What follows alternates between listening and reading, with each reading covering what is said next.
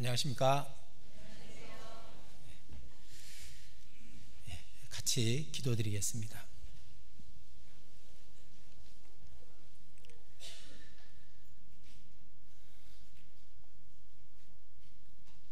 자비하신 우리 아버지 하나님, 소망 없이 죄 가운데 심판을 향해 달려가던 우리들을 불러주시고 십자가에 피 흘리신 예수 그리스도를 보게 하시며 영원한 속죄와 천국의 소망을 허락해 주신 그 모든 은혜를 진심으로 감사드립니다. 우리가 연약하고 미련하지만 우리와 함께 하시고 우리를 지키시며 우리를 사용하시는 그 크고 놀라우신 은혜 또한 감사드립니다. 이제 얼마 남지 않은 이 세상, 우리에게 지혜로운 마음을 주셔서 마땅히 무엇을 위해 살아야 할지 하늘의 영광을 바라볼 수 있는 눈을 주시고 또 열심과 간절한 마음을 주셔서 하나님의 역사를 능히 이루고 다시 오시는 주님을 배울 수 있도록 도와주시옵소서. 오늘 주일 주의 말씀과 주의 뜻을 알고자 이 자리에 함께 모였습니다. 그 옛날 제자들에게 하셨던 말씀들, 또 선지자들을 통해서 우리에게 나타내셨던 말씀들을 이 시간에도 허락해 주시옵소서. 우리 각 사람의 마음과 형편을 아시는 주님께서 합당하신 말씀, 합당하신 은혜를 내려주시옵소서. 전 세계 곳곳 주님 보내사 주의 복음을 전하는 모든 교회와 모든 일꾼들에게 함께해 주시고 더 많은 영혼들이 주님의 사랑과 은혜를 깨달을 수 있도록 역사해 주시옵소서. 이 시간 전국 곳곳 주의 백성들 모인 곳마다 함께 하셔서 주의 능력으로 말씀으로 충만함을 얻는 시간이 되도록 주장해 주시고 인도해 주시옵소서. 오직 주 성령께서 우리의 마음과 생각을 붙잡아 주시길 바라며 예수님 이름으로 기도드렸습니다. 아멘. 성경 시편 87편입니다.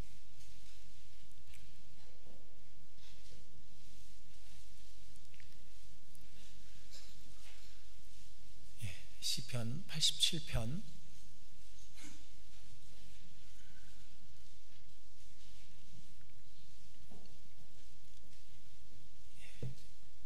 1절부터 3절까지 천천히 같이 읽어보도록 하겠습니다. 시편 87편 1절부터 3절까지입니다.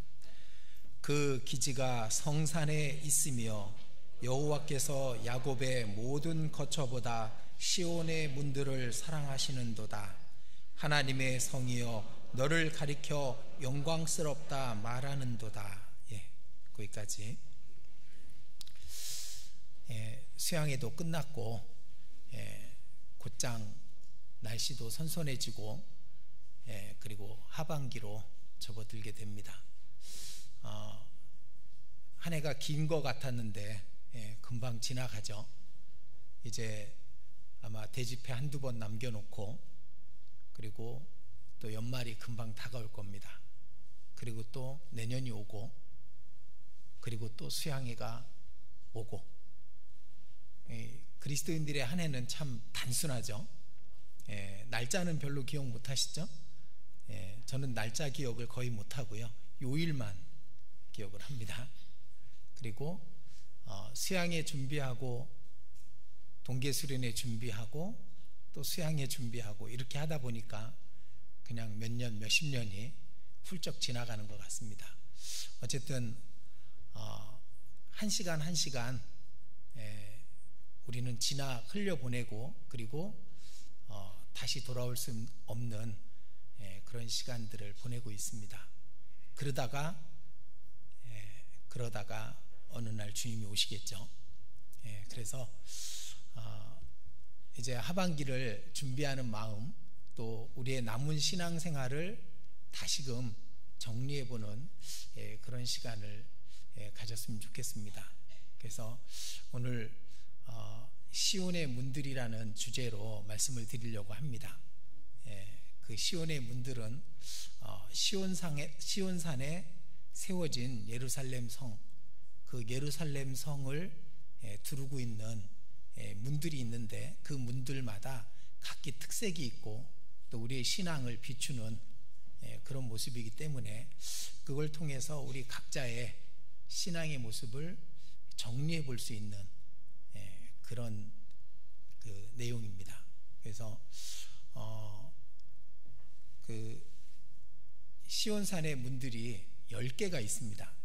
이 성경이 기록될 때쯤 이게 이제 바벨론 유수가 끝나고 돌아와서 그래서 시온의 문들을, 시온산의 그 예루살렘 성이 회파되고 그 성의 문들을 다시 중건하는 그런 모습을 말하고 있는데, 그 모습 속에 그 예루살렘 성에 있는 10개의 문들에 대해서 또 우리가 배우면은 우리의 신앙을 점검해 보는 그런 시간으로 그렇게 아주 교훈을 받을 수가 있습니다. 그래서 교훈을 받는 그런 시간이 되었으면 좋겠고요. 우리 육신도 몇 년에 한 번씩 건강검진을 받잖아요. 피도 뽑아보고 엑스레이도 찍어보고 초음파도 해보고 여러 검사를 통해서 자신의 건강이 좋은 것 나쁜 것을 찾아보고 그 건강을 준비합니다. 그런 것처럼 우리 영혼의 건강도 이렇게 체크해보는 그런 시간이 될 수 있으리라고 여겨집니다. 그래서 시온의 문들에 대해서 같이 교훈을 받도록 하겠습니다. 1절에 그 기지가 성산에 있으며, 그 기지 그랬는데 기지는 성전의 기초를 말합니다. 그래서 성전이 세워진 그 기초가 성산, 시온산이죠. 그곳에 있으며, 그리고 여호와께서 야곱의 모든 거처보다 시온의 문들을 사랑하시는도다. 그러니까 시온을 사랑하시는도다 그랬으면은 사실 우리가 그냥 받아들이기 좋은 시온산을 사랑하신다, 그렇게 얘기할 수 있는데, 거기에다 시온의 문들을 사랑하시는도다 이렇게 복수형으로 되어 있는 겁니다. 그래서 성전의 기초가 있는 곳 시온산에 있는 문들, 그 문들을 사랑하시는도다 그렇게 되어 있는 겁니다. 그래서 이 시편이 기록된 시점이 이제 바벨론 포로로 돌아갔다가 쫓겨났다가 다시 되돌아온 시점인데, 그러면 한번 생각을 해보시죠. 왜 쫓겨났을까요? 그 기간 동안 하나님의 도성인 예루살렘 성은 회파되고, 그리고 성전은 불에 타버리고 아주 처참한 상태가 되어버렸는데 왜 그랬을까요? 그죠? 하나님 앞에 범죄하고, 그리고 하나님을 버렸기 때문에 사실 하나님을 버린 게 아니라 자신을 버린 거죠. 그렇기 때문에 이제 성전은 불타고 시온성은 회파됐던 겁니다. 그리고 그들을 다시 70년 만에 돌아오게 하신 것은 다시 그 신앙을 세우라는 의미잖아요.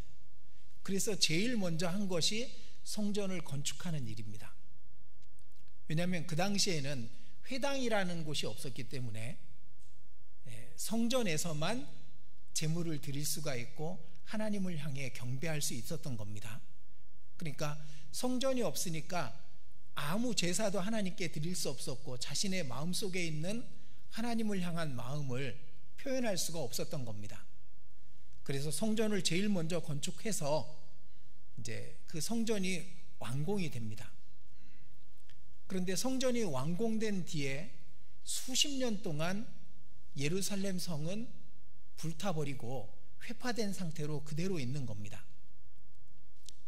그러니까 하나님이 보실 때 완벽한 회복이라고 말할 수가 없죠. 그래서 성전이 중건되는 그 내용, 성전이 다시 세워지는 내용은 이제 에스라서에 기록이 되어 있습니다. 그런데 그리고 학개서에 그 성전 건축에 대한 이야기가 기록이 되어 있죠. 그런데 이제 성전은 건축되고 성전은 세워졌지만은 이제 예루살렘 성은 회파된 상태로 그대로 있는 겁니다. 그것이 이제 하나님 보실 때는 불완전한 회복이죠.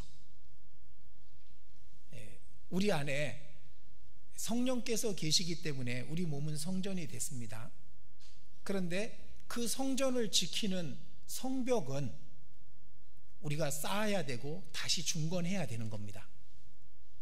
그래서 그 예루살렘 성까지 중건이 되었을 때 신앙이 완전히 회복되는 거라고 할 수가 있는 겁니다. 그래서 그 내용은 이제 느헤미야서에 있는 겁니다. 그러니까 에스라서에는 성전의 중건에 대한, 그리고 느헤미야서는 예루살렘 성의 중건에 대한 내용이 있는 거예요. 그러니까 우리는 느헤미야서를 읽으면은 이게 무슨 내용인지 잘 이해가 안 되는 경우가 있습니다. 뭘 말하고 있는지. 그런데 느헤미야서는 예루살렘 성의 중건을 외치고 있는 겁니다. 그리고 그것이 하나님께 있어서는 3절에 하나님의 성이여 너를 가리켜 영광스럽다 말하는도다. 성이 준공이 되고 완벽히 세워졌을 때 그것이 영광스러운 모습이 되는 겁니다. 그래서 이 예루살렘 성전을 예수님을 뜻하기도 하죠. 그리고 예루살렘 성도 예수님을 뜻하기도 합니다. 그런데 동시에 우리 개인의 신앙을 또 뜻하기도 하고 우리 교회의 모습을 표현하기도 합니다. 그런데 10개의 성문이 있어요. 예루살렘 성에. 그 10개의 성문이 세워지고 그 성문과 연결되어 있는 성들이 준공이 될 때 영광스럽게 되는 겁니다. 그 우리의 신앙에 10가지 준비해야 될 것들을 말한다고 할 수가 있습니다. 자, 여기 끼워 놓으시고 느헤미야서로 가보겠습니다. 느헤미야 1장입니다.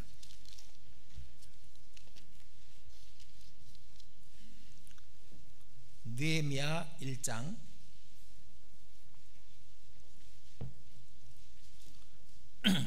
1절입니다.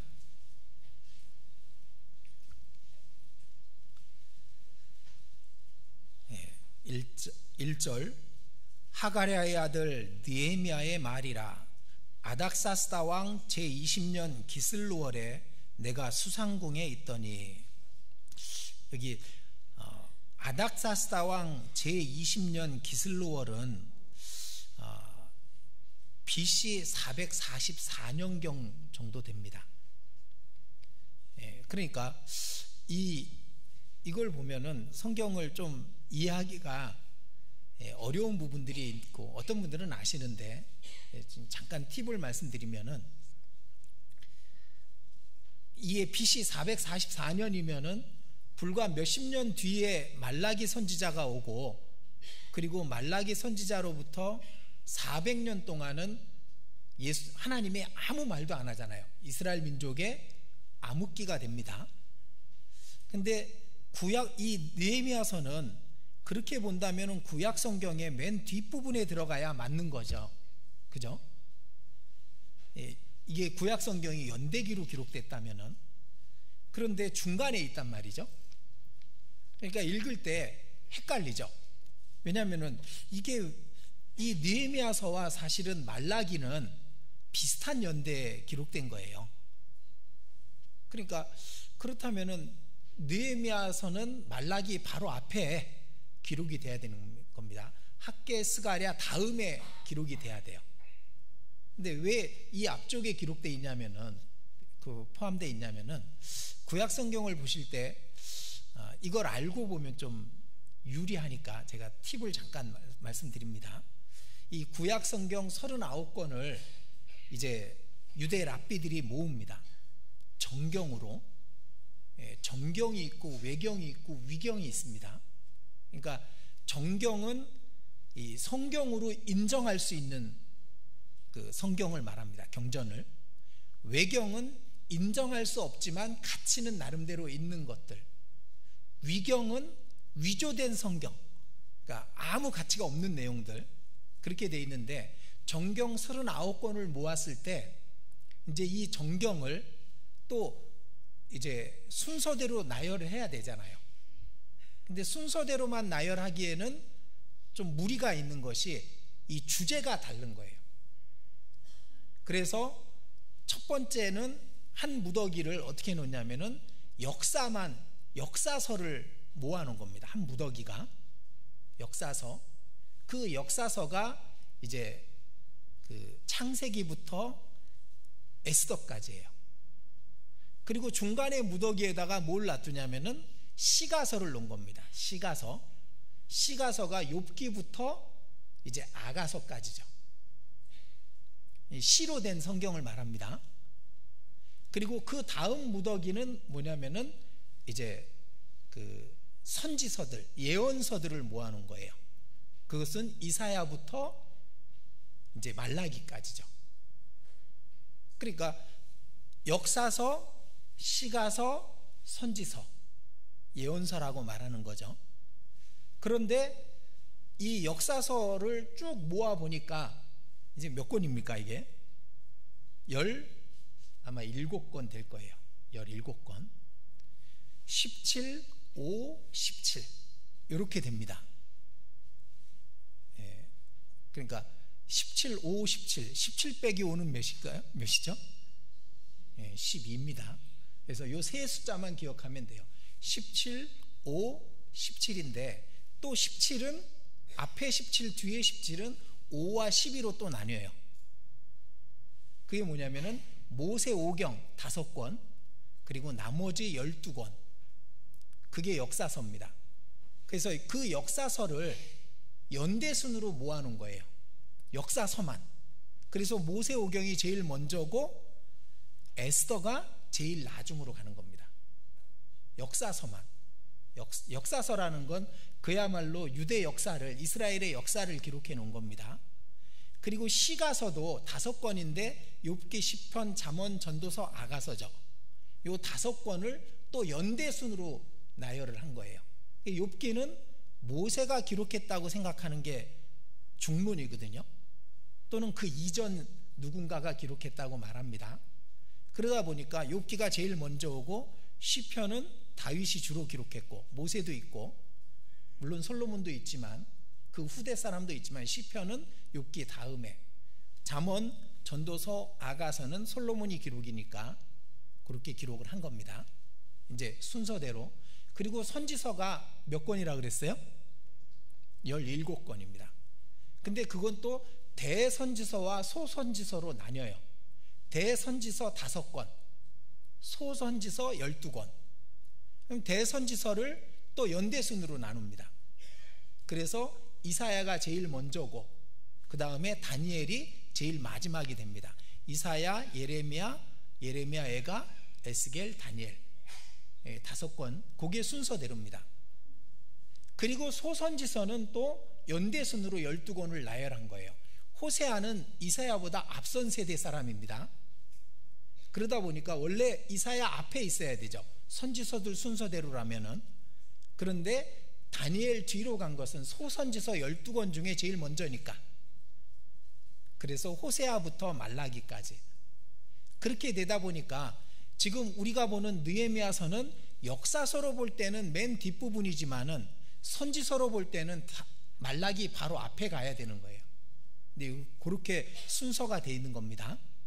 그래서 역사서, 시가서, 예언서, 그렇게 이렇게 뭉텅이로 모아놓고 연대순으로 하다 보니까 연대가 뒤죽박죽처럼 보이는데, 요걸 알고 보면은 이제 그렇게 뒤죽박죽이 아닙니다.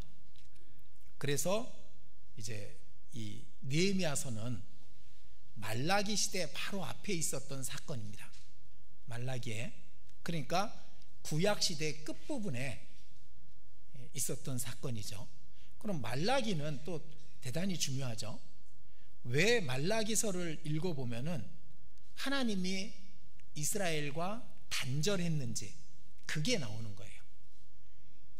왜? 말라기 이후에 400년 동안 하나님은 아무 선지자도 보내지 않습니다.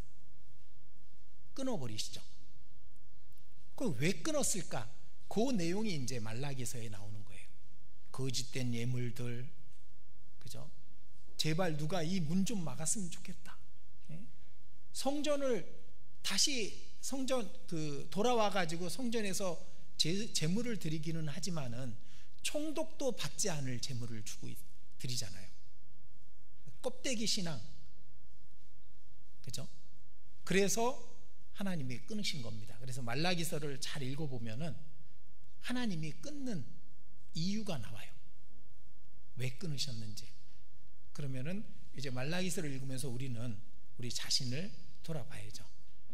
말라기서의 모습이 사실은 엄격하게 보면은 우리의 신앙에 약점들이 다 나옵니다. 그러면은 하나님이 나와 단절하실 수 있다는 거예요. 그 경고가 또 말라기서입니다. 그래서 말라기에게 말씀하신 말씀이라가 아니라 말라기에게 말씀하신 경고라, 말라기로 말씀하신 경고라, 그렇게 시작하거든요. 경고입니다, 말라기서는. 그래서 나중에 읽어보시고요. 오늘은 느헤미야서, 역사서의 끝부분인 말라기 선지자 바로 앞에 느헤미야의 이야기를 같이 보도록 하겠습니다. 그러니까 이게 BC 444년이라 그랬으니까 이 연대를 이제 생각하는 게 성경을 이해하는 데 훨씬 도움이 됩니다. BC 606년 처음 그 포로로 끌려가죠. 그리고 570년 만에 536년에 돌아옵니다. 그리고 약 20년 안 된 안쪽에 성전은 건축이 돼요. 그러니까 520년경에 성전은 건축이 됐습니다. 근데 BC 444년까지니까 무려 몇 년입니까? 한 60몇 년 동안 성벽은 그냥 불탄 채로 있는 거예요. 그러니까 그럼 성전만 건축되고 성벽은 건축이 안 됐기 때문에, 그렇기 때문에 신앙은, 이스라엘 민족의 신앙은 불완전한 상태로 있는 겁니다. 그때 느헤미야를 보내시는 거죠. 자, 그래서 2절 보겠습니다. 나의 한 형제 중 하나니가 두어 사람과 함께 유다에서 이르렀기로 내가 그 사로잡힘을 면하고 남아있는 유다 사람과 예루살렘 형편을 물은즉 저희가 내게 이르되 사로잡힘을 면하고 남은 자가 그 도에서 큰 환난을 만나고 능욕을 받으며 예루살렘 성은 회파되고 성문들은 소화되었다 하는지라. 이제 유다 땅에 갔다가 온 자기 형제를 만나서 물어보는 겁니다. 느헤미야가 예루살렘이 어떻게 되어 있던가. 근데 하나니가, 그 형제 중에 한 사람인 하나니가 말해주는 거죠. 큰 환난 속에 아직도 이스라엘 민족은 안정이 안 된 거예요. 환난 가운데 있고, 그리고 예루살렘 성은 불탄 채로 그냥 있더이다, 그렇게 말하니까 느헤미야가 너무 가슴이 찢어지는 겁니다. 그래서 4절, 내가 이 말을 듣고 앉아서 울고 수일 동안 슬퍼하며 하늘의 하나님 앞에 금식하며 기도하여 가로되. 그러니까 느헤미야는 예루살렘을 너무너무 사랑하는데, 그런데 그 예루살렘 성이 불타고 회파되어 있고 그 민족은 여전히 환난 가운데 있더이다, 그 말을 들으니까 하나님 앞에 금식하고 그리고 아주 처절하게 기도하고 있는 겁니다. 그러니까 이 나중에 이 예루살렘 성이 완공이 된 다음에 그 모습과 그 전에 느헤미야의 마음은 너무나도 다른 겁니다. 이 느헤미야는 그 얘기를 듣고 하나님께 금식하면서 기도합니다. 아직 하나님이 그들을, 이스라엘 민족을 다 용서하지 않으신 거예요. 그들의 범죄로 쫓겨났고 성전이 불타고 예루살렘 성은 회파됐는데, 비록 포로 생활에서 일부가 돌아갔지만은 여전히 하나님께 온전히 돌아간 게 아닌 겁니다. 우리의 신앙도 예루살렘 성은 우리 자신의 모습에 견줄 수가 있습니다. 정말 하나님을 향해서 내 안에 성령께서, 성전이 예루살렘 성 안에 있듯이 성령께서 계시고 그 성령과 함께 신앙의 온전함을 그리고 누리고 맛보고 그렇게 살았을 때 성벽이 튼튼했다면은, 그렇지 못한 신앙인의 모습은 안에 성령께서, 하나님은 계시지만 그러나 성벽이 무너져 있는 것과 같은 그런 불완전한 상태의 신앙이 있는 모습하고 비슷한 겁니다. 아니, 같은 거죠. 느헤미야는 그것을 바꾸길 원했습니다. 그래서 하나님께 기도하죠. 그 다음 내용은 읽어보십시오. 시간이 꽤 걸리기 때문에. 하나님께 간절히 기도하는 가운데 왕의 술 관원이었기 때문에 느헤미야가 왕 앞에 나아갑니다. 그런데 왕이 볼 때 느헤미야의 얼굴에 수색이 있으니까, 근심이 있으니까 묻죠. 그때 느헤미야가 조심스럽게 말합니다.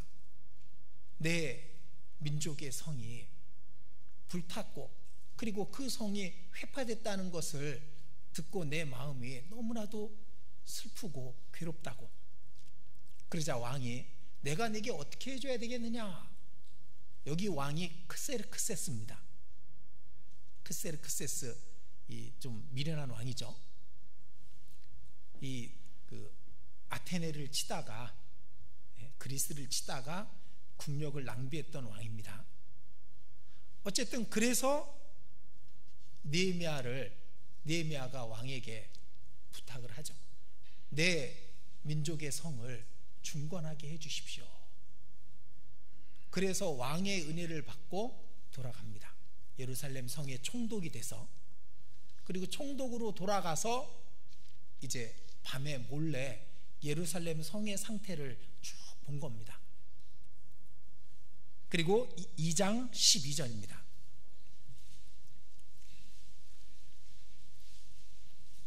11절, 내가 예루살렘에 이르러 거한 지 3일에 내 하나님이 내 마음을 감화하사 예루살렘을 위하여 행하게 하신 일을 내가 아무 사람에게도 말하지 아니하고 밤에 일어나 두어 사람과 함께 나갈새 내가 탄 짐승 외에는 다른 짐승이 없더라. 그 밤에 골짜기 문으로 나아가서 용종으로 분문에 이르는 동안에 보니 예루살렘 성벽이 다 무너졌고 성문은 소화되었더라. 앞으로 행하여 샘문과 왕의 못에 이르러는 탄 짐승이 지나갈 곳이 없는지라. 그 밤에 시내를 쫓아 올라가서 성벽을 살펴본 후에 돌이켜 골짜기 문으로 들어와서 돌아왔으나 방백들은 내가 어디 갔었으며 무엇을 하였는지 알지 못하였고, 나도 그 일을 유다 사람들에게나 제사장들에게나 귀인들에게나 방백들에게나 그 외에 일하는 자들에게 고하지 아니하다가. 그러니까 이 느헤미야는 자신이 총독으로 온 가장 큰 목적이 이 성을 건축하기 위한 거라는 겁니다. 근데 이게 왜 중요하냐면은 다니엘서 9장 27절에 보면 예루살렘 성을 중건하라는 영이 난 후로부터 70일에로 이스라엘의 기간을 정해준 내용이 나오거든요. 그러니까 그 시점이 되는 것과 연결되어 있기 때문에 예언하고도 연결되어 있는 거예요. 어쨌든 느헤미야는 그 성을 갖다가 한 바퀴 돌아본 겁니다. 밤에 아무도 모르게. 근데 다 무너져 버린 겁니다. 성 문은 불타버렸고 성벽은 다 무너졌기로. 그게 이스라엘의 신앙의 상태였습니다. 성전만 있는, 나머지는 다 무너진, 어떻게 말하면 구원만 있는, 나머지는 무너져버린 신앙인의 모습, 그 모습하고 비슷하죠. 그리고 느헤미야는 이 일이 하나님이 자신의 마음을 감동시켜서 그래서 행하게 하신 일이라는 것을 이제 말하고 있죠. 12절에 내 하나님이 내 마음을 감화하사 예루살렘을 위하여 행하게 하신 일을, 그러니까 느헤미야의 마음에 예루살렘 성을 중건하고 하라, 그 마음을 주신 것이 하나님이다, 그 말이에요. 지금 이 시간에도 하나님이 우리 각 사람의 마음에 그 마음을 주셨으면 좋겠습니다. 하나님의 성, 우리 자신의 신앙을 세우고자 하는 그런 마음을 주셨으면 좋겠습니다.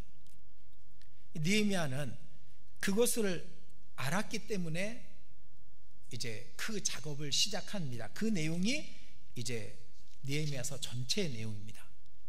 그러니까 느헤미야서는 예루살렘 성을 중건하는 내용이고, 그걸 자세히 기록해 놓은 이유는 그 속에 우리의 신앙과 우리의 그 어떤 마음이 중건돼야 되기 때문에, 세워져야 되고 견고해져야 되기 때문에 그런 겁니다.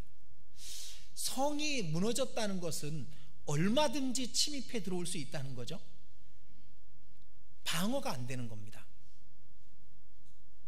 예루살렘 성이 무너졌다는 것은 언제라도 누구라도 와서 그 성을 다시 빼앗을 수 있다는 내용이 되어버리잖아요. 그러나 성이 건축되고 성문이 세워진다면 대적이 함부로 침입할 수 없는 겁니다. 우리의 신앙이 견고하게 세워지고 그리고 튼튼한 벽이 세워진다면, 그렇다면 마귀가 넘어뜨릴 수 없는 신앙이 되는 거예요. 자, 그리고 이제 3장 1절에 1절부터 성을 누가 어떻게 세웠는지 그 내용이 쭉 나옵니다.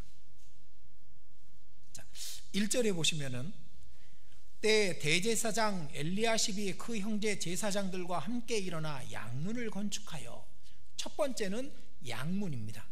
양문. 그리고 3절에 어문은 하스나의 자손들이 건축하여, 다음은 두 번째는 어문이죠. 물고기 문입니다.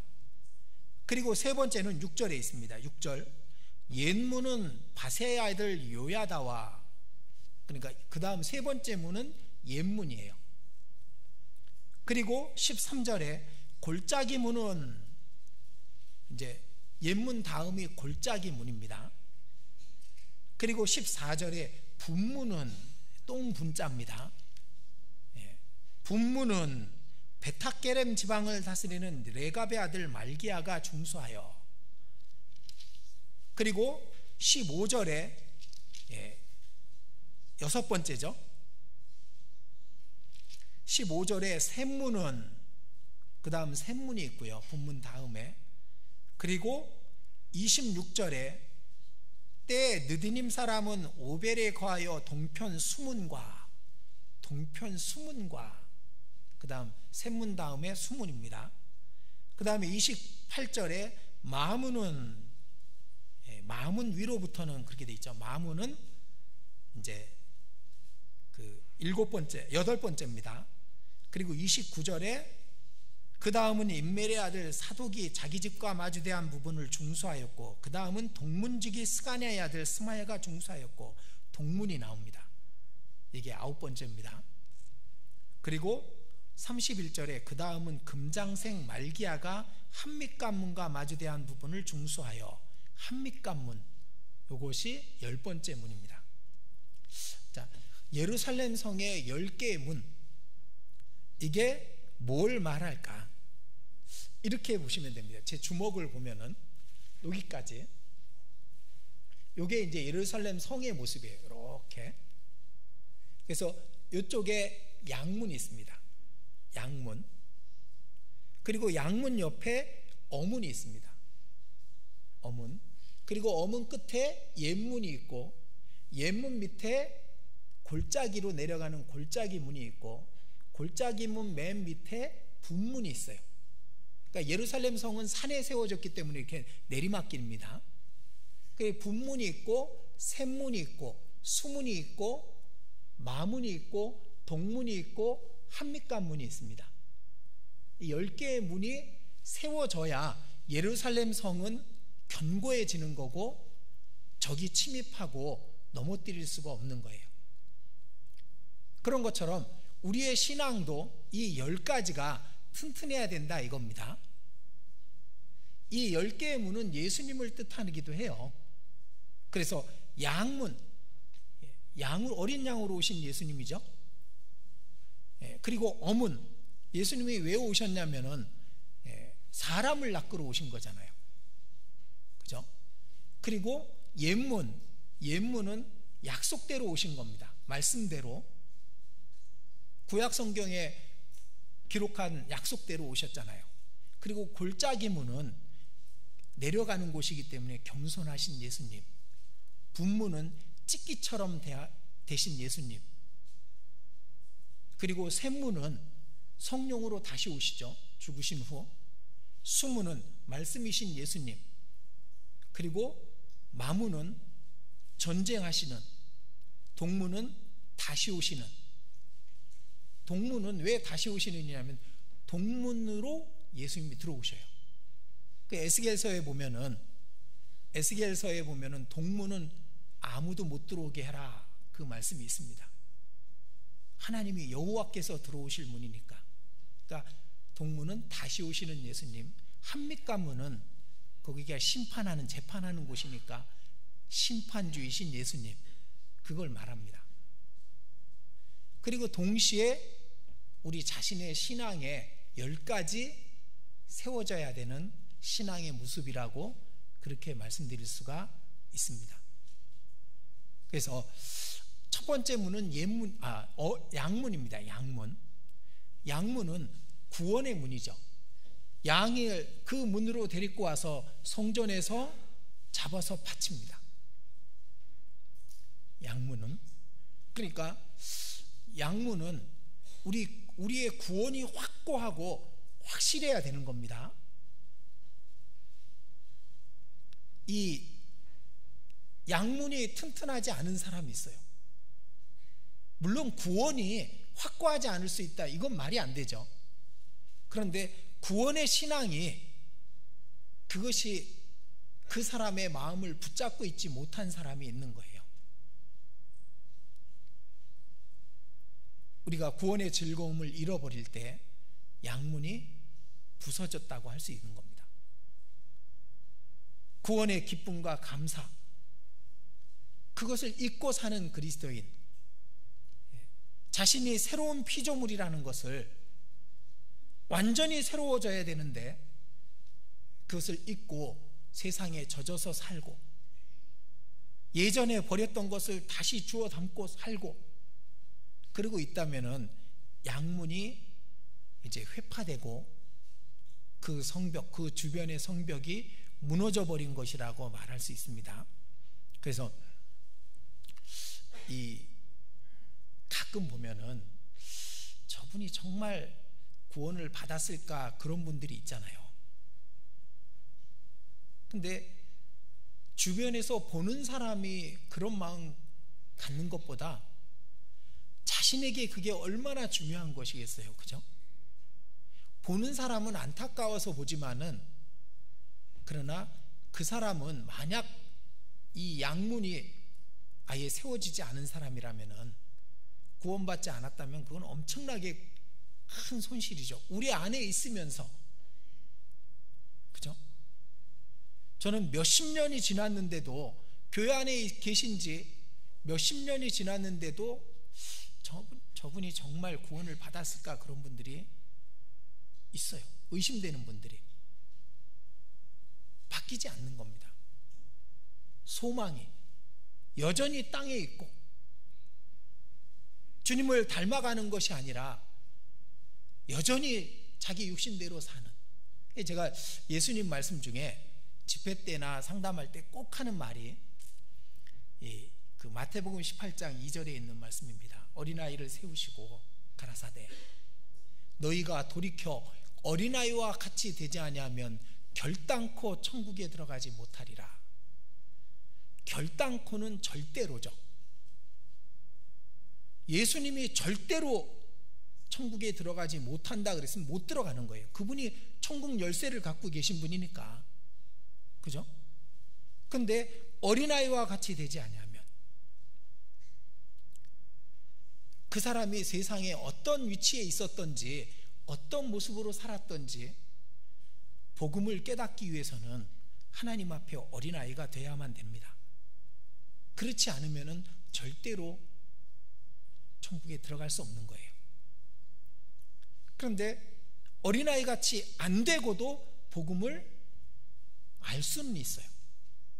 복음은 복잡하고 어려운 게 아니잖아요. 아주 단순한 겁니다.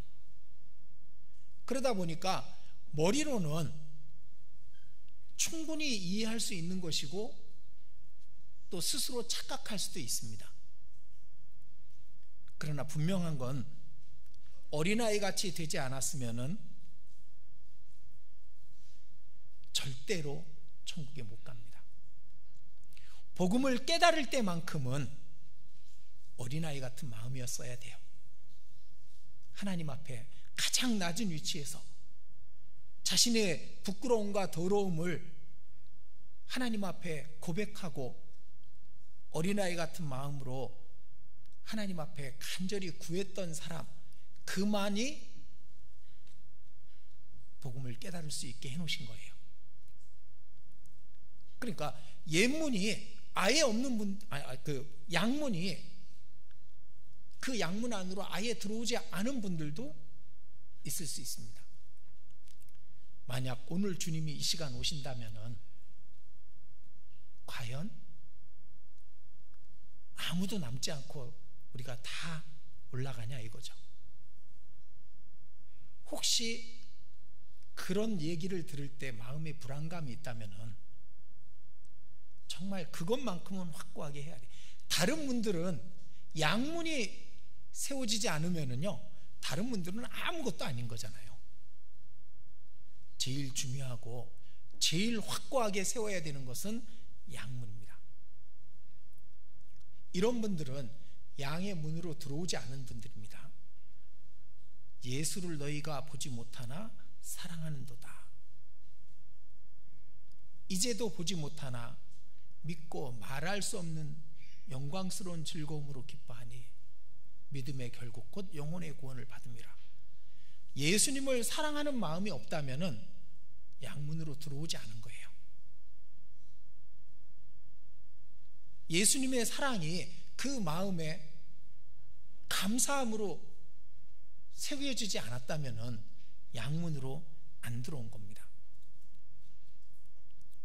말씀을 사모하는 마음이 없다면, 말씀을 배우는 시간, 말씀을 읽는 시간, 말씀을 듣는 시간, 그것을 사모하는 마음이 없다면, 그리고 무엇보다도 성령이 우리 안에 들어오시면은 양심이 밝아지잖아요. 그 이전보다 훨씬 작은 죄에 민감하게 돼 있단 말입니다. 근데 양심이 밝아지지 않아요. 이전에 짓던 것들을, 죄들을 그냥 심상하게 생각하고, 그렇다면은 양문으로 안 들어왔는지도 모릅니다. 그리고 그 은혜에 보답하고자 하는 마음이 없다면, 저는 구원을 받고 신앙생활을 잘하지 못했습니다. 왜냐하면 육신과 내 안에 성령께서 싸웠거든요. 양다리를 걸쳐놓고 살기도 했었습니다. 하나는 세상에, 한쪽 다리는 하나님께. 그렇게 산 적이 있었어요. 그래도 그때에도 제 마음속에는 무엇이 있었냐면은 하나님의 은혜를 보답해야 되는데 그 마음은 있었거든요. 근데 그 마음마저 없다면은, 그렇다면은 양의 문으로 들어오지 않은 겁니다. 만약 다른 사람의 영혼이 불쌍한 마음이 안 든다면은, 자신의 가장 사랑하는 사람들, 그 사람들의 영혼에 대한 그 어떤 불쌍한 마음, 간절한 마음이 없다면은 그것은 양의 문으로 들어온 게 아닙니다. 어찌 그럴 수 있겠습니까?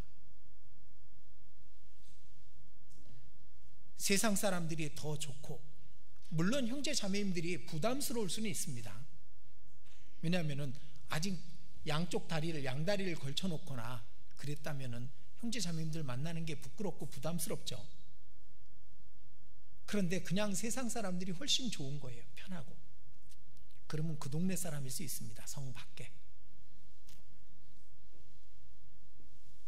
그리고 무엇보다도 소망이 이 땅에 있다면, 주님 오십니다. 그러면은 부끄러운 마음은 있어도 주님 오시는 날을 기다리고 소망해야지 마땅한 거잖아요. 근데 그 마음이 없다면, 아직도 소망이 이 세상에 있다면은 그것은 아직 양의 문으로 들어오지 않은 겁니다. 그래서 너희가 믿음에 있는가, 너희 자신을 시험하고 너희 자신을 확증하라. 너희 안에 예수 그리스도께서 너희 안에 계신 줄을 너희가 스스로 알지 못하느냐? 그러면 너희가 버리운 자니라. 그 말씀이 왜 그렇게 한번 듣고 배우면은 안 잊혀지는 말씀일까요? 우리 마음에 새겨지는 말이에요. 우리 안에 성령께서 그 말씀을 중요하게 여기니까. 그런 것처럼 너희 자신을 시험하고 너희 자신을 확증하라. 이게 중요한 말씀이죠. 그래서 내가 양문이 튼튼한지, 그리고 내 양문이 튼튼하다는 것은 그 구원의 그 처음 사랑, 그 감사, 그 기쁨이 내 안에 다시 세워져야 되는 겁니다. 일으켜져야 되는 거예요. 그게 중요한 겁니다. 첫 번째는 양문입니다. 그 양문이 다시 세워지고 성벽이 세워져야 됩니다. 그리고 다음은 어문입니다.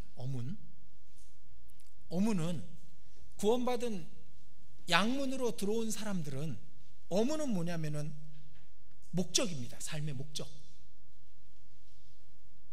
왜 사는지, 목표가 무엇인지, 그게 분명해야 됩니다. 어문은 당연히 죄인들을 구원하는 그 일이 삶의 목적이 되어야만 어문이 세워지는 거예요. 내가 너희로 사람을 낚는 어부가 되게 하리라. 아버지께서 나를 보내신 것 같이 나도 너희를 보내노라.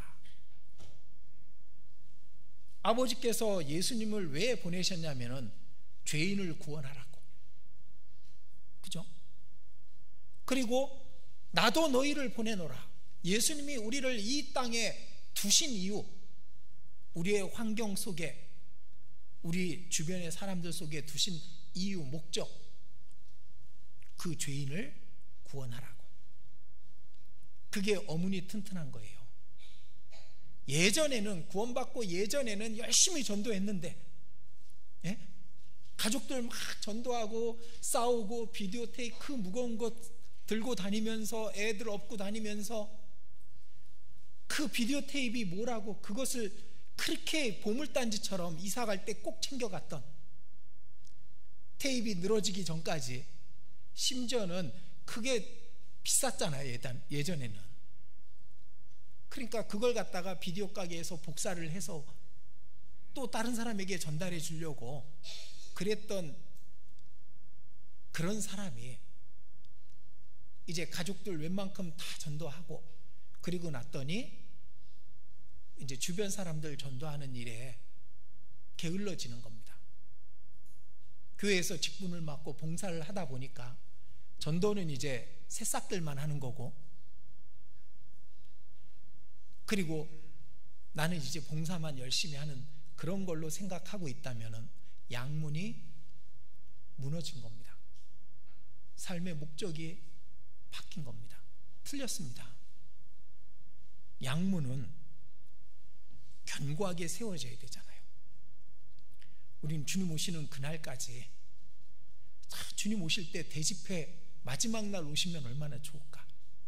그죠? 그때만큼은 이 일에 함께 하니까. 수양의 마지막 날 오시면 얼마나 좋을까요? 그런데 그렇지 않은 때 주님 오시면은, 그 양문이 회파된 상태로 주님을 맞이하게 되면은 얼마나 부끄럽게 되겠습니까? 어머니. 자꾸 얘 문만 얘기하다 보면 헷갈립니다. 잘 이해해서 들어주십시오. 그래서 우리는 다시 어문을 세워야 되는 겁니다. 내 주변에 구원받지 못한 영혼들, 그 영혼들을 주님께 인도하기 위해서 기도부터 시작해요. 그리고 회개하고, 우리가 성만찬 때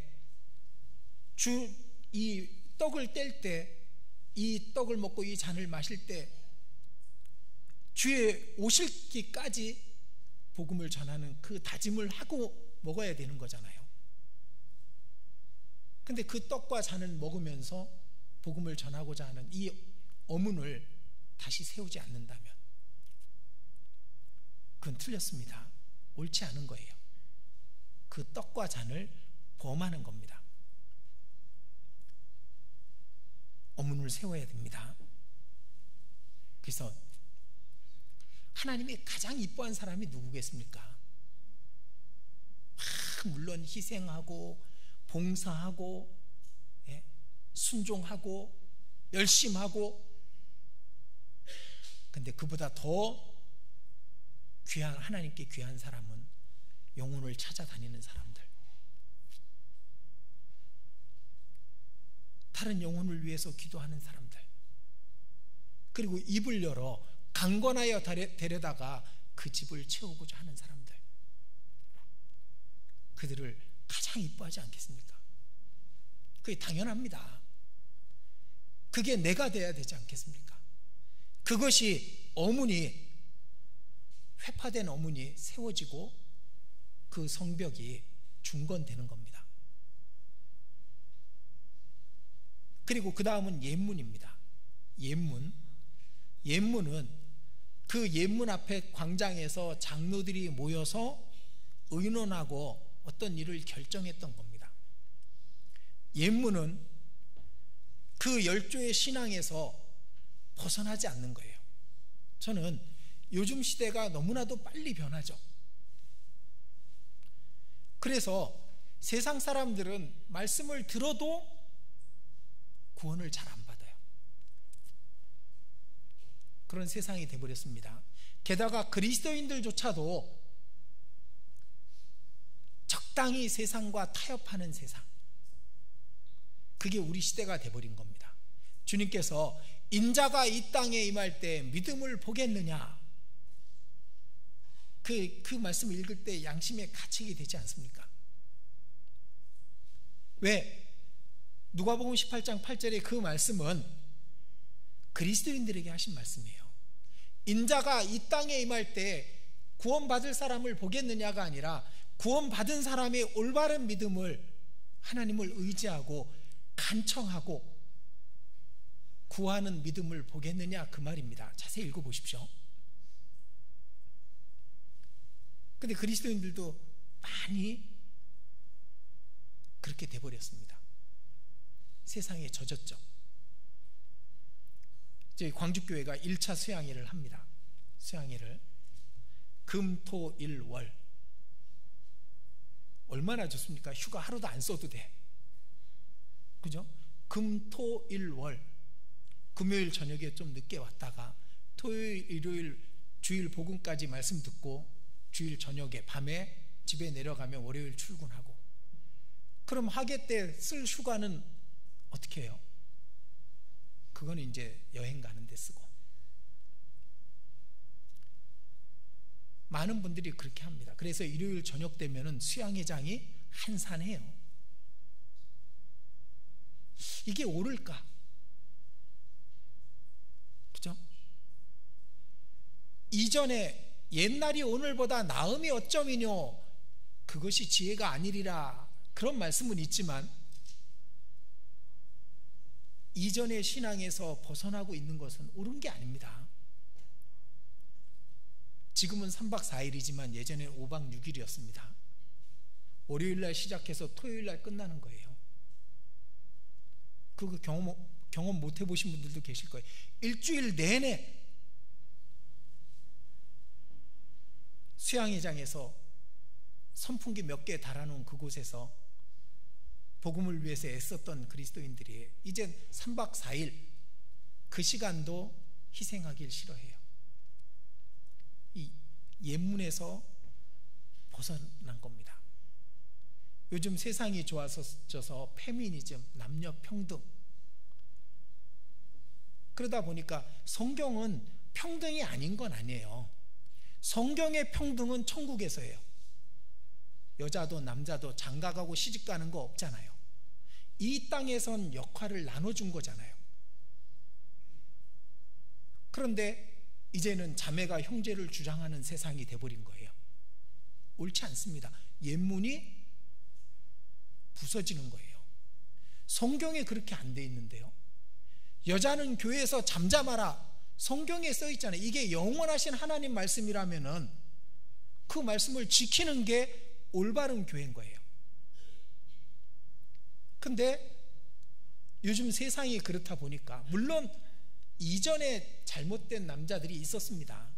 권위로 주장하고 그리고 아주 포악했던, 그것은 잘못된 거지만은 성경 안에 있는 가정은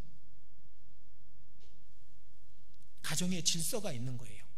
남자가 머리고 여자가 머리가 아니었다고요. 근데 그런 것들이 무너졌어요.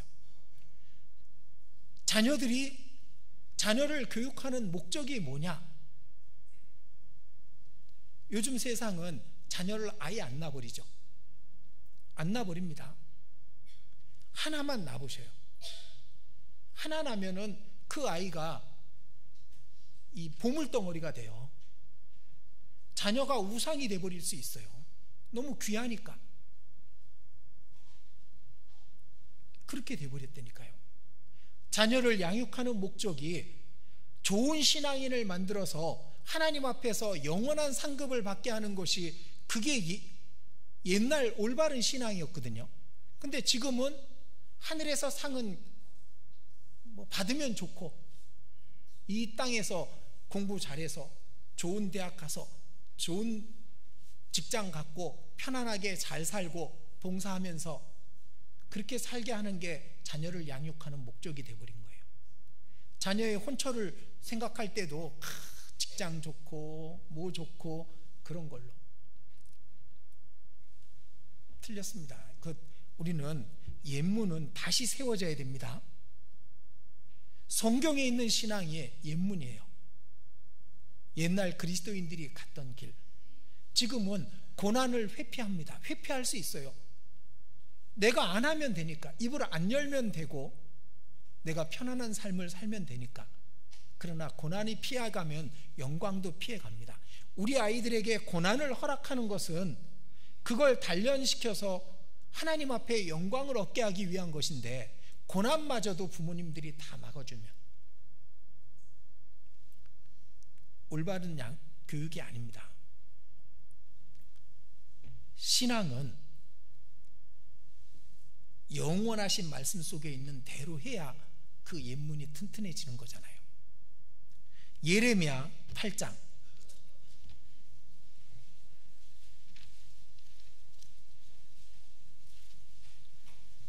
예레미야 6장입니다. 6장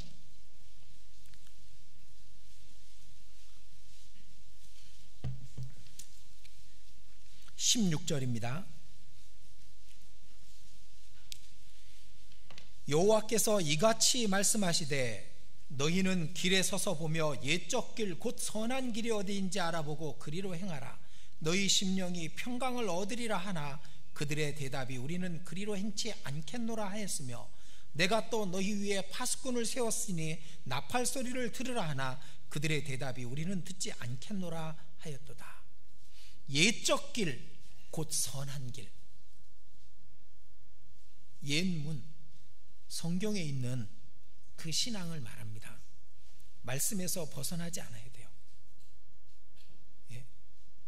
가정의 질서, 성경에 있으면 그대로 해야 됩니다. 예.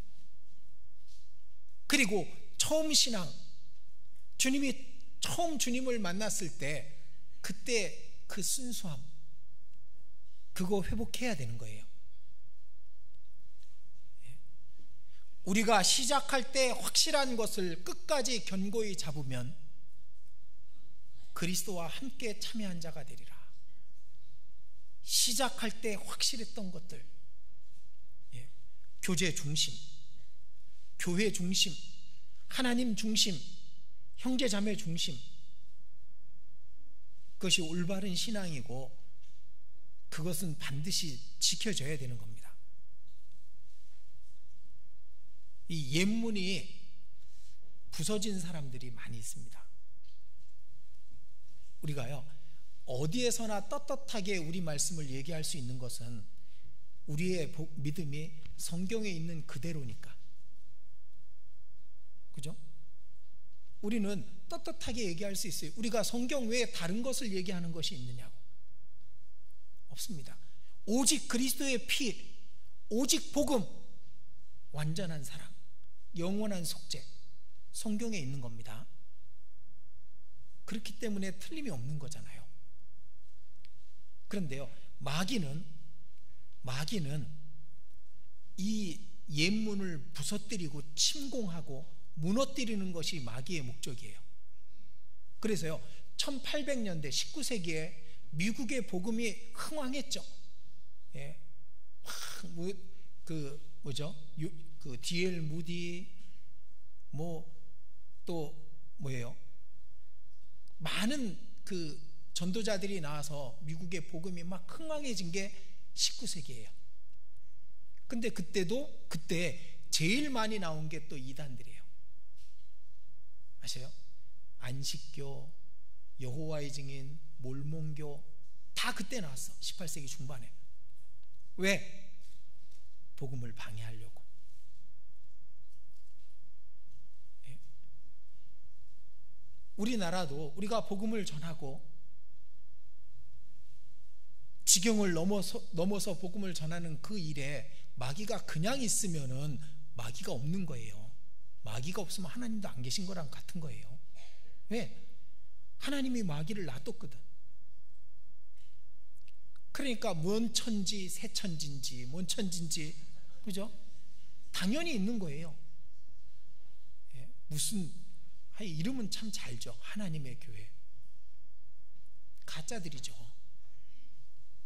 있을 수가 없는 일입니다. 왜? 그들이 말하는 내용은 새로운 거거든요. 새문을 쌓자는 거예요. 아닙니다. 옛문이 견고하게 돼야 되는 겁니다. 거기다가 그리스도인들도 옛문이라니까요. 새로운 신앙 없습니다. 그리스도께서 속사도들이, 교부들이, 그들이 갔던 그 신앙, 그 길을 따라가는 거지 새로운 게 없어요. 근데 많은 분들이 새로운 얘기 들으면 거기 쫓아가려고 해요. 이상한 교리, 가짜입니다. 뭘 더 깨달아야 된다고, 뭘 더 알아야 된다고, 뭐가 부족하다고, 그런 사람들이 있어요. 그까짓 구원, 그런 말 하는 사람들은 다 배척해야 되는 겁니다. 그까짓 구원이 어디 있어요? 그게 전부인데.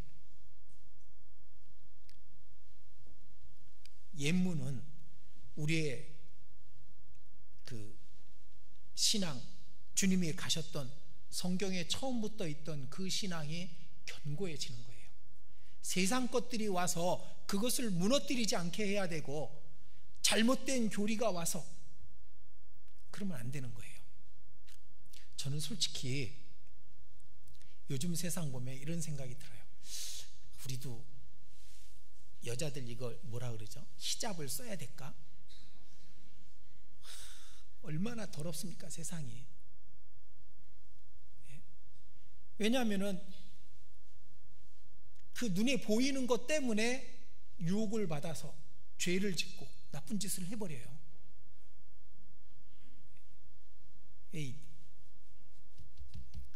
그렇게 하라는 건 아니지만 그 자매님들 예쁘면 안 돼요. 좀 가리고 살아야 돼. 특히 청년들 너무 예쁘면 안 돼. 그러니까 온갖 마귀가 붙어요. 그래서 우리의 옛문이 견고한가? 내 개인의 옛문, 우리 교회의 옛문, 우리 신앙의 기본, 글로 돌아가야 되는 겁니다. 옛문. 그 다음은 골짜기 문입니다. 골짜기 문이 어디예요? 밑으로 쭉 내려가는 거예요. 낮아지는 거죠. 겸손의 문입니다. 이것도 어마어마하게 중요한 문이에요. 근데 이게 제가 얘기를 하지만은 저도 이 문은 무섭습니다. 부서졌을까봐, 무너졌을까봐. 안 그러려고 무던히도 애를 쓰지만 우리 마음속에 아담으로부터 물려받은 이 속성 중에 우리가 이기기 정말 어려운 속성이, 그게 뭐냐면은 이 허영심입니다. 자기를 나타내고 싶고, 자기를 변호하고 싶고, 돋보이고 싶고, 이걸. 근데 너희 안에 이 마음을 품으라. 곧 그리스도 예수의 마음이니 그는 근본 하나님의 본체시나 하나님과 동등됨을 취할 것으로 여기지 아니하시고 자기를 비워 종의 형체와 같이 되셨고 죽기까지 복종하셨으니 그 십자가에 죽으심이라. 그러니까 예수님이 왜 가장 높이 올리셨냐면은 가장 낮아지셨기 때문에 그런 거예요. 저는 그런 생각을 해봅니다. 제자들이, 예수님이 승천하신 다음에 제자들은 예수님이 했던 모든 말씀이 성령으로 일깨워졌습니다. 그래서 마치 그 녹음했던 거 트는 것처럼 그들은 기록할 수 있었잖아요. 그 제자들이 예수님께 들었습니다. 너희가 잔치에 초대를 받으면은 상석에 앉지 마라, 말석에 앉으라. 그 얘기를 기억 못했겠냐고요. 사도들이 어디 잔치에 가면 에헴 내가 사도요 그랬겠습니까? 안 그랬을 거라고. 예수님이 그랬던 것처럼 그들도 겸손했을 겁니다. 골짜기 문이 튼튼했을 겁니다. 근데 그 사도들의 다음 사람들은 어땠을까? 상상을 해봅니다. 그 다음 사람들은 어땠을까? 나중엔 교황이 돼버리고, 그죠? 이상하게 돼버리잖아요. 사람의 마음속에 이 허영심, 이기심, 이것은 골짜기 문에서 낮아져야 됩니다. 내 골짜기 문 정말 겸손해야 됩니다. 구원받은 연수 그만큼 겸손해야 되고 더 낮아져야 되고, 교회에서 받은 직분 그만큼 더 겸손해져야 되는 거예요. 사도 바울이 내가 지극히 작은 자다, 죄인 중에 괴수다, 말년에 쓴 말씀에 그게 있잖아요.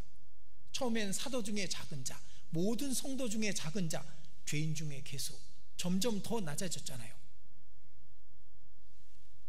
우리도 점점 더 낮아져야 되는데 참 그게 어렵습니다. 이렇게 얘기하면 딴 사람 생각하지 말고 자기 문을 세워야 돼. 자기 골짜기 문이요. 이거 얘기하면은 갑자기 그런 생각이 드는 거예요. 그래, 어떤 형제가 그래, 어떤 자매가 그래, 그거 생각할까 봐 걱정이네. 그러지 말고요.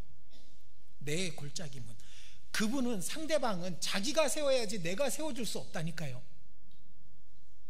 자기가 그 골짜기 문이 무너지면 그거 자신이 망하는 거잖아요.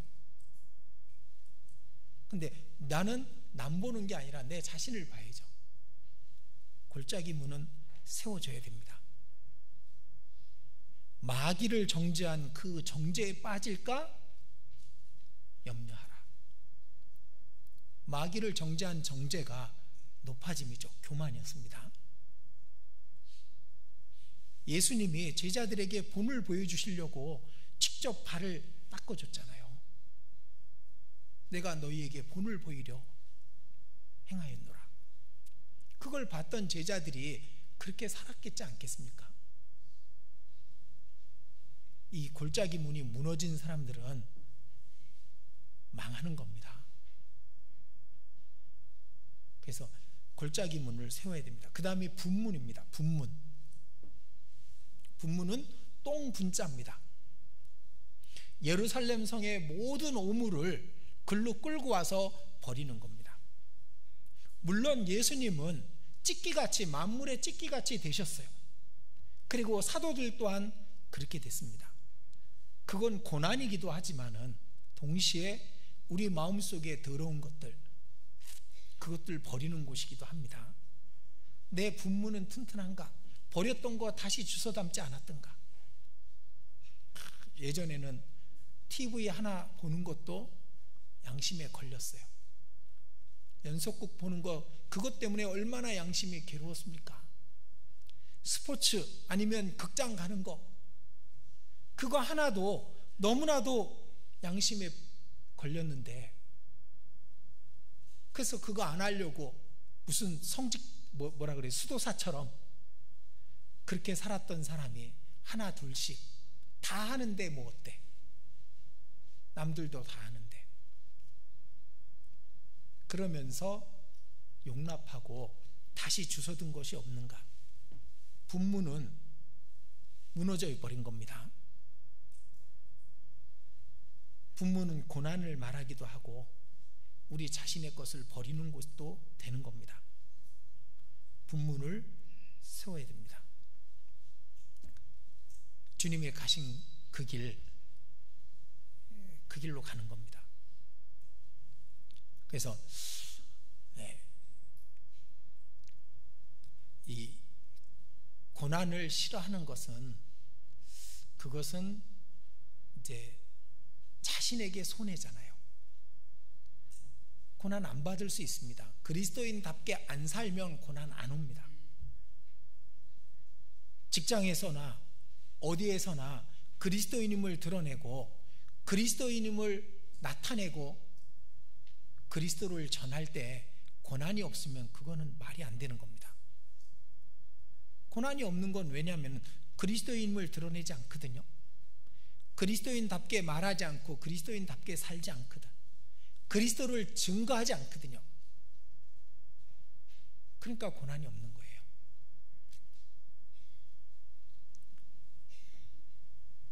분문은 그리스도께서 영문 밖에서 고난을 받으셨다, 그 말처럼 주님이 고난받은 길을 따라가는 겁니다. 그런즉 우리는 그 능욕을 지고 영문 밖으로 그에게 나아가자. 그리스도가 가신 그 길을 따라가자, 그 말입니다. 그래서 그리고 분문은 그리스도를 따르는데 필요 없는 것들, 그것들을 버리는 곳입니다. 모세가 왕이 될 수 있었어요. 황제 파라오가. 왜냐하면 모세를 쫓아왔던 왕이 장자가 아니었잖아요. 장자였으면 그 밤에 죽었어야죠. 그죠? 장자 죽는 재앙이었는데 파라오가 그 밤에 안 죽었다는 것은 이 파라오가 장자가 아니었어요.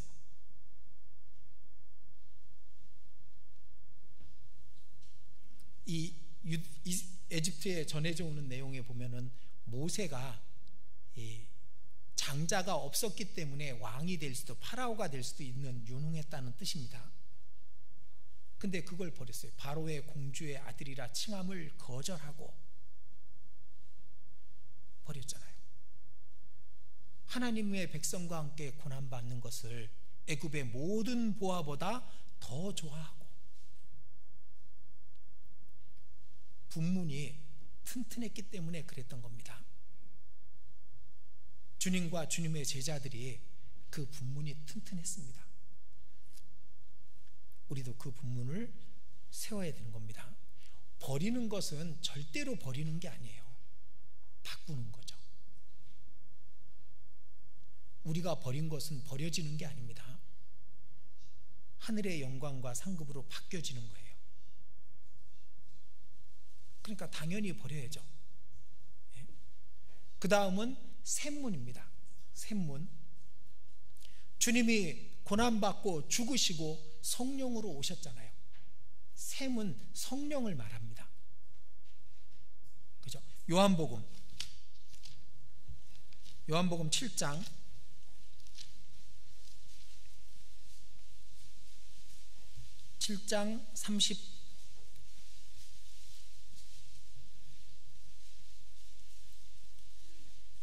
37절입니다.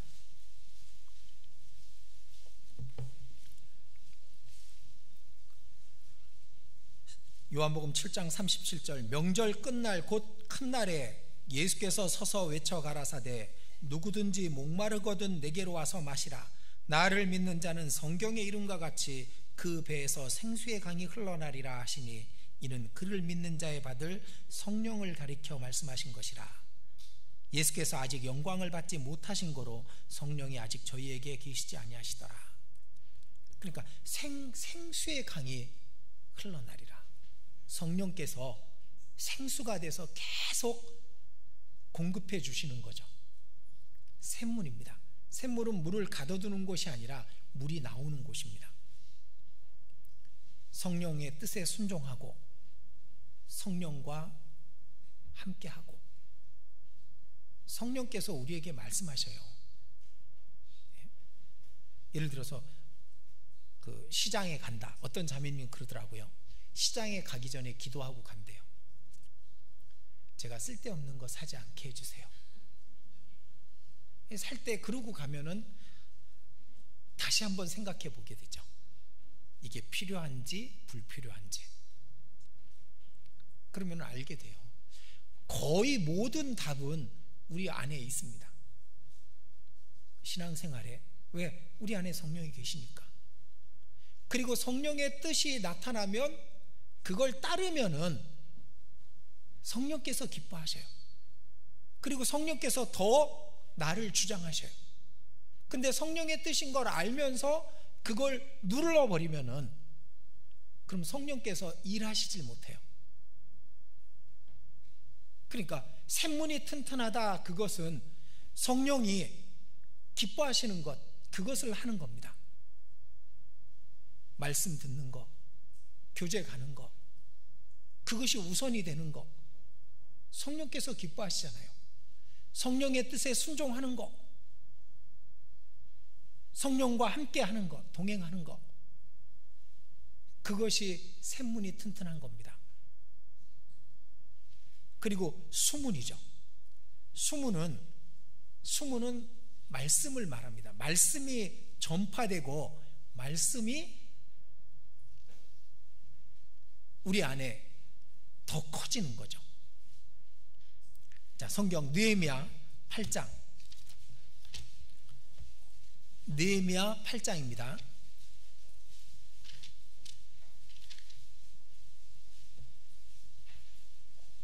느헤미야 8장 1절입니다.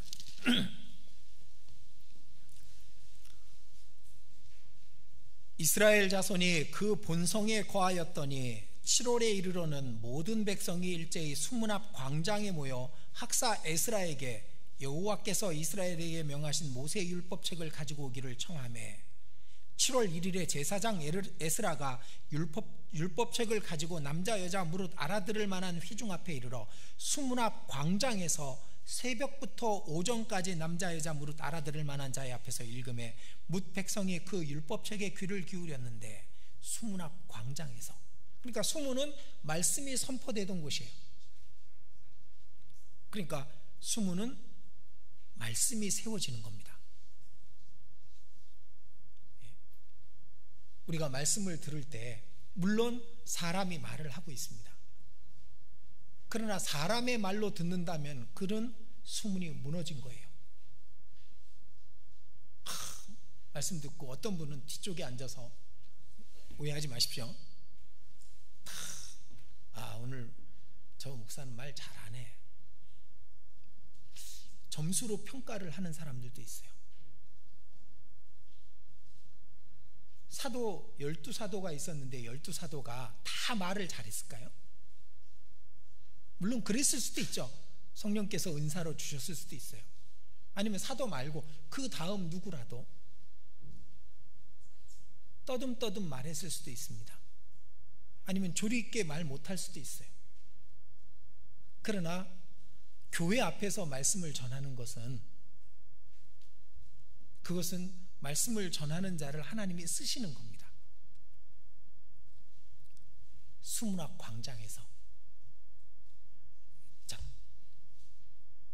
수문 앞 광장은 수요일을 말하기도 하죠. 수자 똑같잖아요. 수요 말씀 때 이만큼 계시는지 궁금합니다.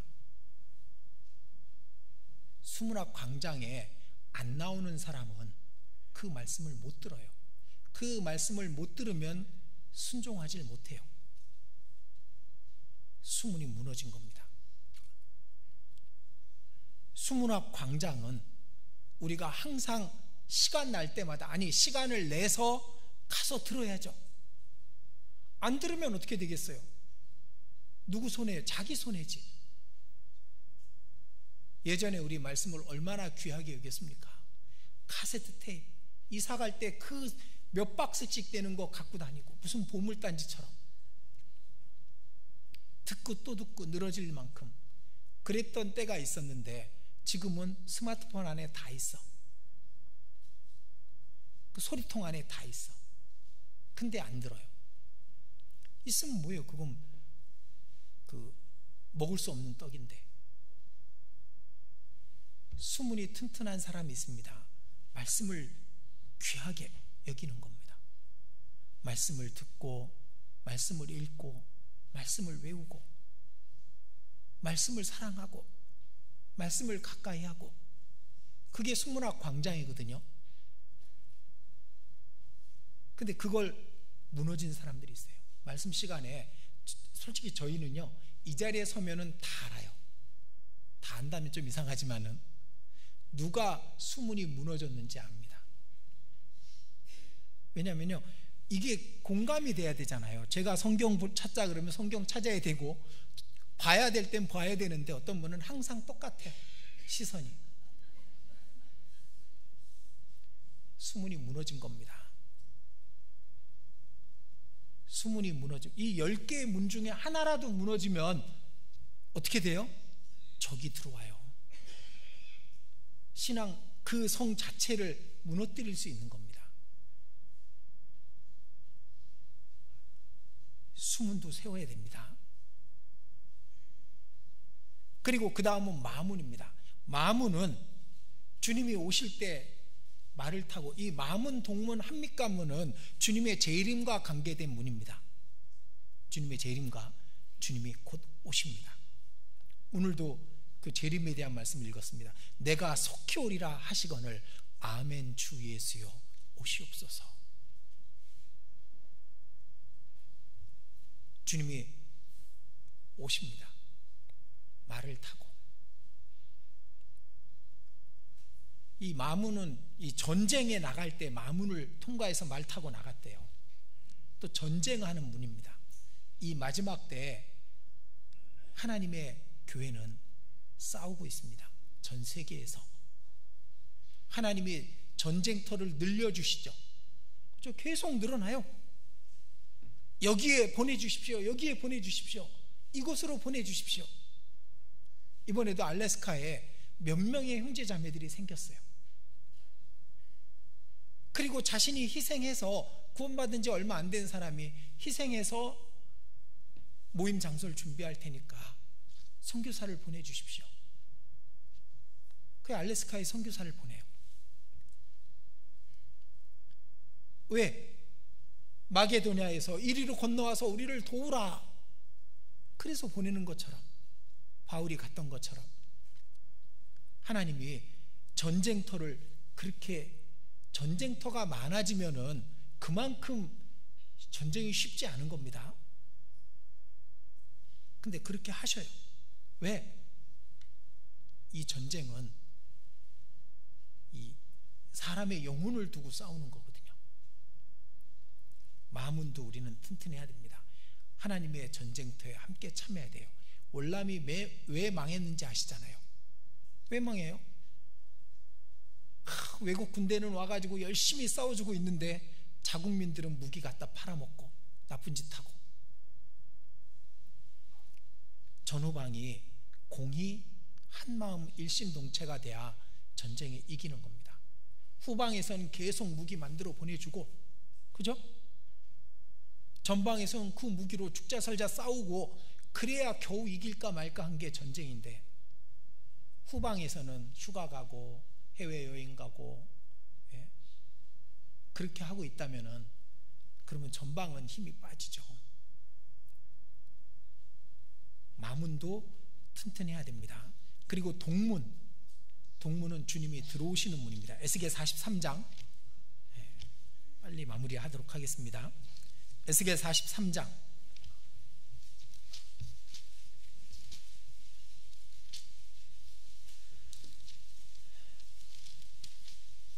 에스겔 43장 에스겔 40장서부터 있는 이 성전에 대한 모양은 천년왕국 때 지어질 성전에 대한 말씀입니다.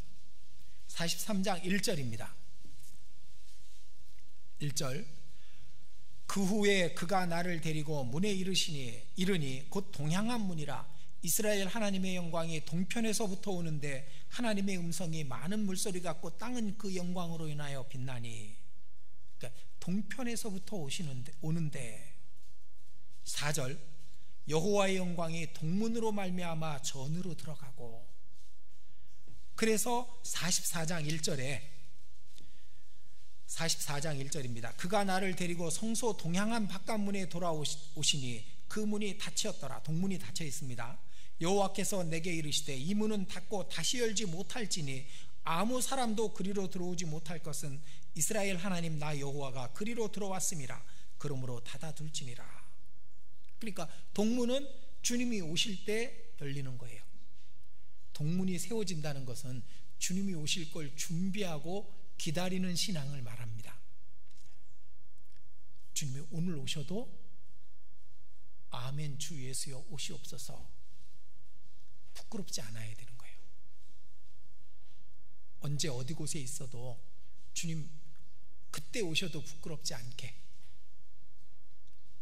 그렇게 있어야 되는 겁니다. 그게 동문이 튼튼한 겁니다. 그리고 그 다음에 한밑관문이죠. 한밑관문은 이 심판의 문입니다. 그곳에서 전쟁이 그 성 안에 어떤 재판을 하고 그랬다 그래요. 그러니까 주님이 오셔서 심판하십니다. 그리스도의 심판대가 있어요. 우리가 담대하여 원하는 바는 차라리 몸을 떠나 주와 함께 거하는 그것이라. 사도 바울이 담대히 원한 것은 주와 함께 거하는 그것입니다.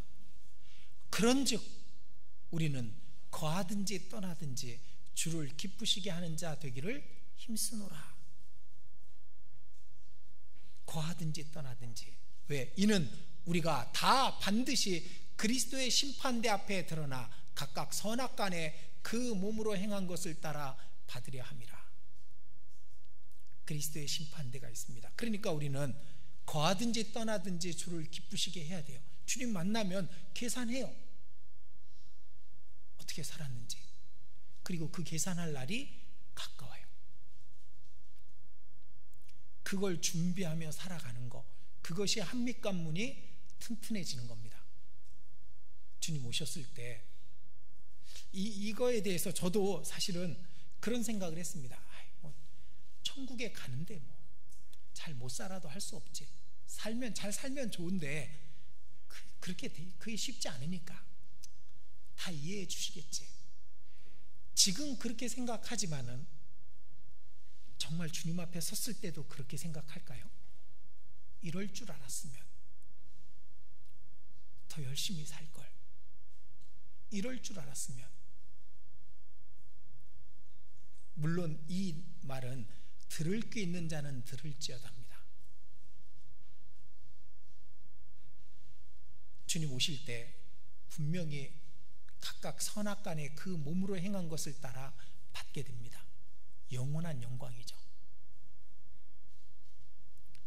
한밑관문은 세워져야 되고 튼튼해져야 됩니다.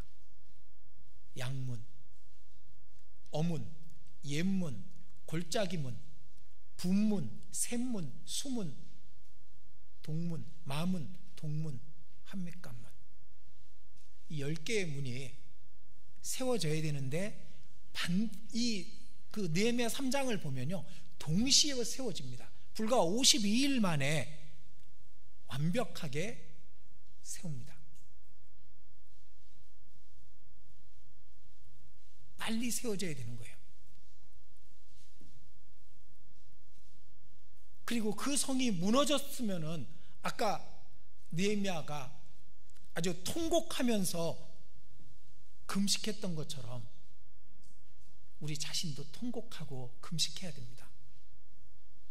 그 문이 무너져 있다면 그건 하나님께 영광이 되지 않거든요. 이 한밑관문, 자 느헤미야, 자 보시죠. 느헤미야, 시간이 없지만은 느헤미야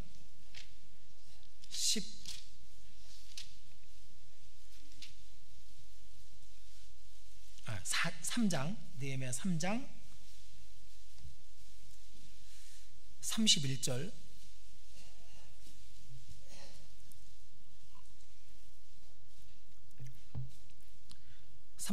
그 다음은 금장색 말기야가 한밑관문과 마주대한 부분을 중수하여 느디님 사람과 상고들의 집에서부터 성 모퉁이 누에 이르렀고 성 모퉁이 누에서 양문까지는 금장색과 상고들이 중수하였느니라.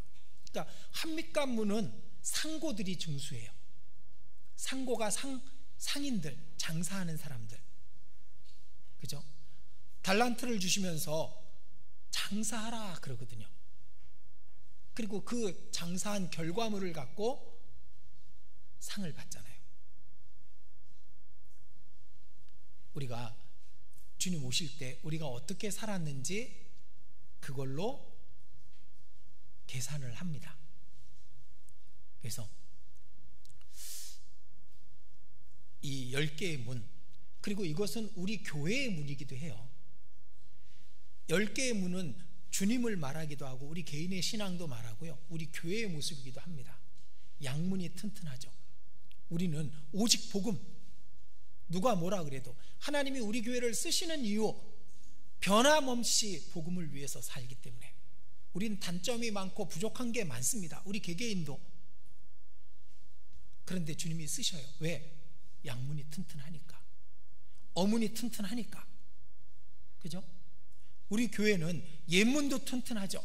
안 바뀌려고 하잖아요. 성경이 있는 대로. 그리고 골짜기 문도 튼튼해야 됩니다. 교회도 겸손해야 돼요. 왜? 교회의 주인이 주님이십니다. 그리고 분문, 교회도 쓸데없는 거 들어오면 안 되죠. 버려버려야 됩니다. 그리고 샘문, 수문, 마문, 동문, 한밑관문 다 견고해야 됩니다. 우리 교회 자체도, 우리 개인도 마찬가지고.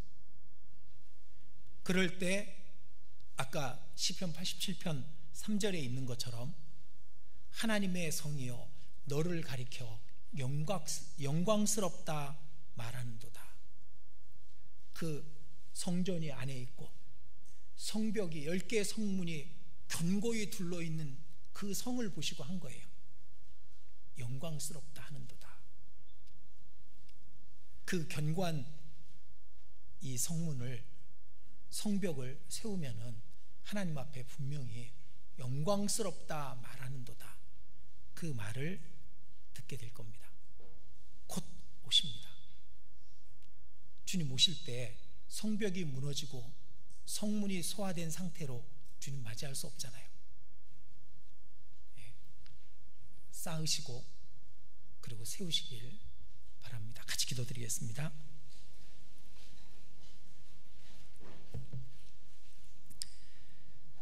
자비하신 주님, 이 말씀이 사람의 말로 들리지 않게 하시고 오직 주께서 우리 각 사람의 마음속에 친히 하시는 말씀으로 듣게 해 주시옵소서.